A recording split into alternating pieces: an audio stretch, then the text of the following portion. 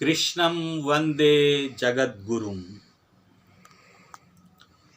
यद्यदाचरति श्रेष्ठः तत्तदेवेतरो जनः स यत् प्रमाणं कुरुते लोकस्तदनुवर्तते।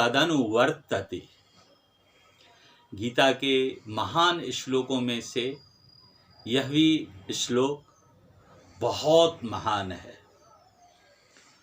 श्री कृष्ण जी हम विश्व के लोगों को समझाने के लिए कह रहे हैं, परिवार का मुखिया, समाज का मुखिया, राष्ट्र का मुखिया जैसा होगा दूसरे लोग उसी का अनुसरण करेंगे। अगर परिवार, समाज, राष्ट्र का मुखिया सदाचार से चलेगा तो दूसरे लोग भी अपने अंदर सदाचार को लाएंगे, और परिवार, समाज और राष्ट्र का मुखिया दुराचार करेगा तो दूसरे लोग भी अपने अंदर दुराचार लाएंगे।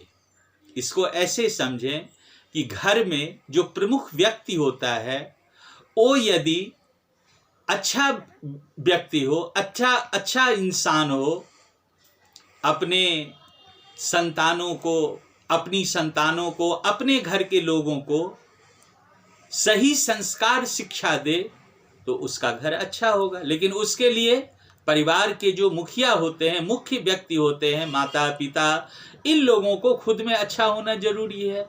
इसी तरह से हम समाज के मुखिया को चुनते हैं, इसी तरह से हम देश के मुखिया को चुनते हैं।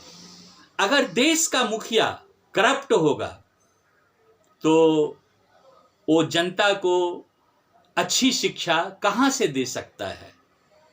जनता तो उसी मुखिया का जो आचरण होगा उसका पालन करेगी। मान लीजिए हमारे देश के प्रधानमंत्री करप्ट हो, ऐसी स्थिति में क्या होगा कि वहाँ से जो पूरी व्यवस्था चलती हुई आएगी तो सारे लोग करप्ट होते जाएंगे, करप्ट होंगे, क्योंकि ऊपर ही कोई करप्ट बैठा हुआ है। अगर सर्वोच्च न्यायालय के न्यायाधीश करप्ट हो तो अन्य न्यायालय और उनके कंट्रोल में जो पुलिस और पावर सब होता है वे भी करप्ट होंगे। तो इसलिए श्री कृष्ण जी कहते हैं कि प्रमुख व्यक्ति का ईमानदार होना, सदाचार से युक्त होना बहुत आवश्यक है। यहाँ पर अर्जुन को कह रहे हैं कि और अगर कोई अपराधी है, आतंकवादी है, तो तेरी नजरों में वह अपराधी है, आतंकवादी है। लेकिन अगर तुम्हारे पितामह, तुम्हारे गुरु द्रोणाचार्य, पितामह भीष्म, तुम्हारे भाई दुर्योधन, दुशासन आदि आदि ये लोग अपराधी हैं तो तुम कह रहे हो कि ये हमारे रिश्तेदार हैं। तो क्या रिश्तेदार अगर अपराधी हो तो क्या हम उसको अपराधी नहीं समझेंगे? और अगर ऐसा हम नहीं समझेंगे तो आज का जो भारतीय संविधान है, मान लीजिए कोई पुलिस वाला है और उसका भाई अपराधी है, तो उसको जैसे दूसरे अपराधी के साथ ट्रीट करना होता है, दूसरे अपराधी के ऊपर जिस तरह से कार्यवाही उसको करनी होती है, उसी तरह उसको अपने सगे भाई से भी करना होगा।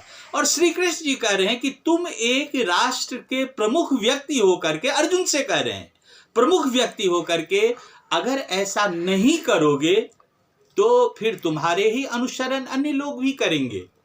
जो आने वाली पीढ़ियां है या जो उस समय का समाज है वो तुम्हारा अनुसरण करेंगे। इसलिए अर्जुन, तुम अपराध मात्र में अपराध को देखो और भाई भतीजावाद से बाहर निकलो।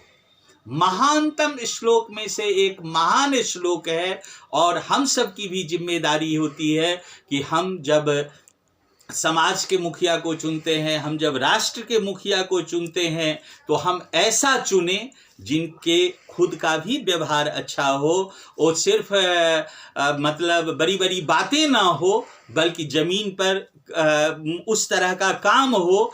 और वो जब अच्छा करेंगे तो एक प्रधानमंत्री अच्छा हो गया, तो आपका सर्वोच्च न्यायालय अच्छा होगा, न्यायाधीश अच्छे होंगे, न्यायाधीश अच्छे होंगे तो दूसरी जो उसकी अन्य शाखाएं हैं वे सब अच्छी होती चली जाएगी। और इस तरह से क्या होता है, तो जिस राम राज्य की हम परिकल्पना करते हैं वह राम राज्य आता है, यानी किसी के साथ कोई भेदभाव नहीं, किसी को कोई दुख नहीं।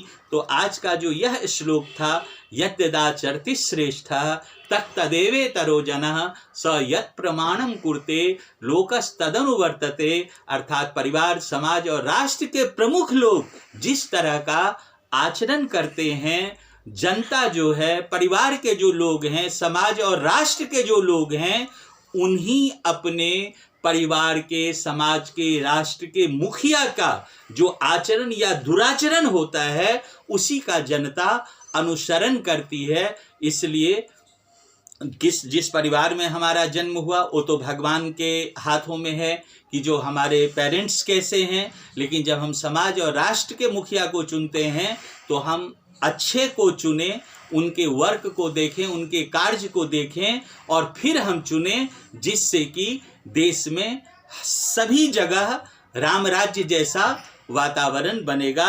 अन्यथा यह एक परिकल्पना मात्र की रह जाती है।